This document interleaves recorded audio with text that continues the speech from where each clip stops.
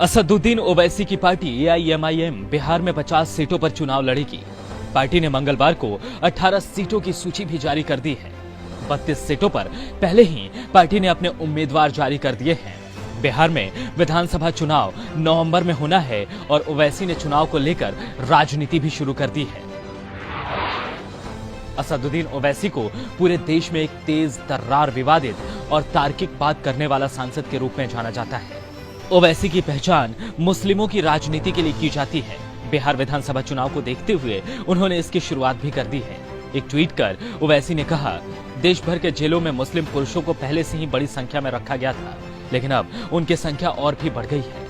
कानून की नजर में ये लोग निर्दोष हैं, लेकिन वे अभी भी जेल में हैं। यह अन्याय का एक और प्रमाण है जिसका हम सामना कर रहे हैं।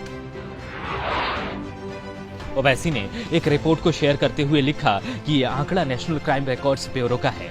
ओवैसी आगे लिखते हैं, साल 2019 के अंत तक देश के सभी जेलों में दोषियों की संख्या में से 21.7% दलित हैं। वहीं विचाराधीन कैदियों में अनुसूचित जाति के 21% लोग हैं। वह दोषियों की कुल संख्या में से 16.6% मुसलमान हैं और विचाराधीन कैदियों की संख्या 18.7% है।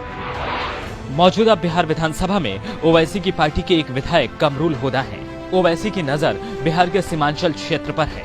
सीमांचल में 24 सीटें आती हैं, जिनमें से कम 18 सीटों पर AIMIM ने चुनाव लड़ने की रणनीति बनाई है। इनमें से कई सीटों पर मुसलमानों की आबादी 40% से ज्यादा है। पिछले कुछ महीनों में ओवैसी ने सीमांचल में जबरदस्त काम किया है। खासकर ओवैसी के मुस्लिम राजनीति से युवाओं के एक बड़े तबके का जुड़ाव हुआ है। विधानसभा उपचुनाव में ओवैसी ने पहले ही अपना खाता खोल लिया है। आगामी विधानसभा चुनाव में ओवैसी की पार्टी को यहां काफी मजबूत माना जा रहा है। बिहार में 243 विधानसभा सीटों में से 47 ऐसी सीटें हैं जहां मुस्लिम वोटर ही जीतने वाले की किस्मत तय करते हैं। इन इलाकों में मुस्लिम आबादी 20 से 40% या इससे भी अधिक है। बिहार की 11 सीटों पर 40% से ज्यादा मुस्लिम मतदाता हैं और 7 सीटों पर 30% से ज्यादा। 29 विधानसभा सीटों पर इनकी आबादी 20 से 30% है। ये ऐसे आंकड़े हैं जिसकी बदौलत ओवैसी विधानसभा चुनाव में बड़ा उलटफेर कर सकते हैं।